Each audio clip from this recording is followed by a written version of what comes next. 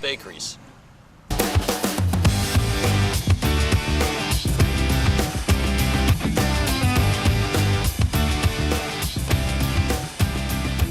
thing that makes Great Harvest special starts at our product. The bread is so fresh, the bread is so wholesome and so good that everything else that makes Great Harvest special comes from the bread itself.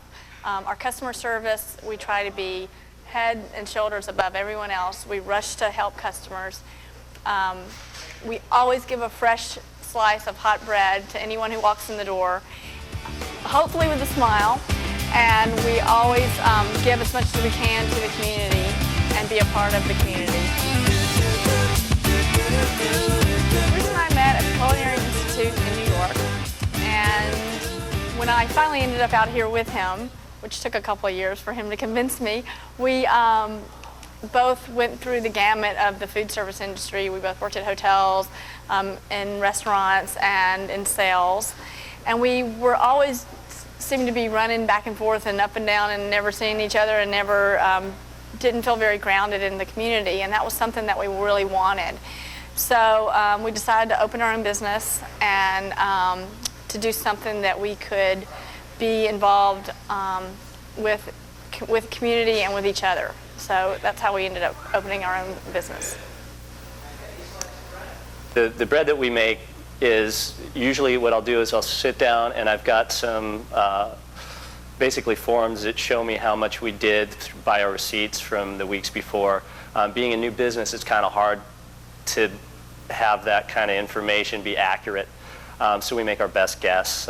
Usually around during the week, Tuesday through Thursday, we'll do about 125. On the weekends, we'll bump that up to just about 200 loaves, which isn't very much. I hope to do a lot more than that in the near future, but for now, keeps us busy.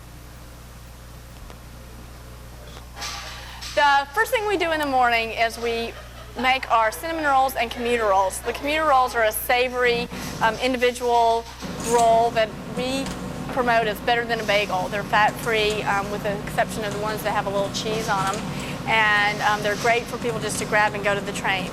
At the same time, we begin making our doughs for our breads. The dough is mixed partly by hand and partly on this machine. That's our 140-quart mixer. Once we get the doughs mixed, they have to set and rise for about an hour before they get to the table.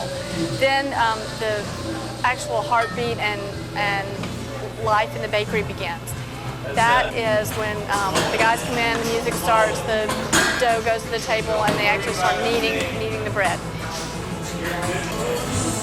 After they knead the bread has to rise for a second time and before it goes into the oven. And once it goes in the oven is when all the wonderful aromas begin in the bakery. An hour after it's in the oven, approximately, it comes out and we're ready to slice. I'm one of the few guys who comes in around 10, and the dough is just now hitting the table when I get in. So we throw the dough on the table and knead it all up, make it into nice round loaves. And then we put it up for it to proof. Of course, we play basketball with the leftover dough and see who's the best, though Joe's a lot better than I am. And then when the bread comes out of the oven, I, of course, knead a whole bunch of it and sell it to customers and just have fun and talk and listen to music all day long. It's pretty cool.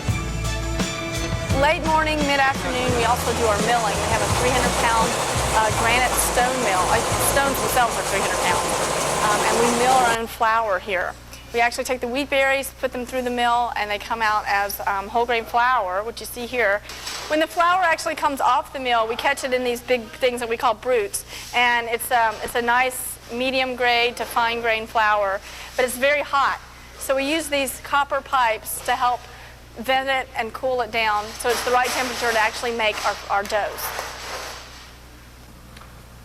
The bread that we can fit in the oven and the amount of flour that we can mill with a stone mill, I've only done a couple brutes a day, which is basically 6.5 bushels of wheat, which a bushel is 60 pounds. And that's not a whole lot just because I don't need that much. So I'm sure I could run the mill a little bit more than that. We promote our business mainly through attempting to get bread in people's mouths. We try to donate as much bread as we can to organizations that we feel are very important to the community. The school system is a great example. We donate bread to almost every elementary school, every middle school, all the high schools, band fundraisers, their silent auctions, whatever we can do to help education in the community and promote the school system, we do. We just want people to come into our store and feel relaxed and comfortable, and if they're not going to buy that day but they're just dying for a piece of the cinnamon raisin, come in, have a slice. We're not doing it just to encourage you to buy. We're also doing it for you to come in, have a break in your day, and hopefully it's your best shopping experience of the week. One of the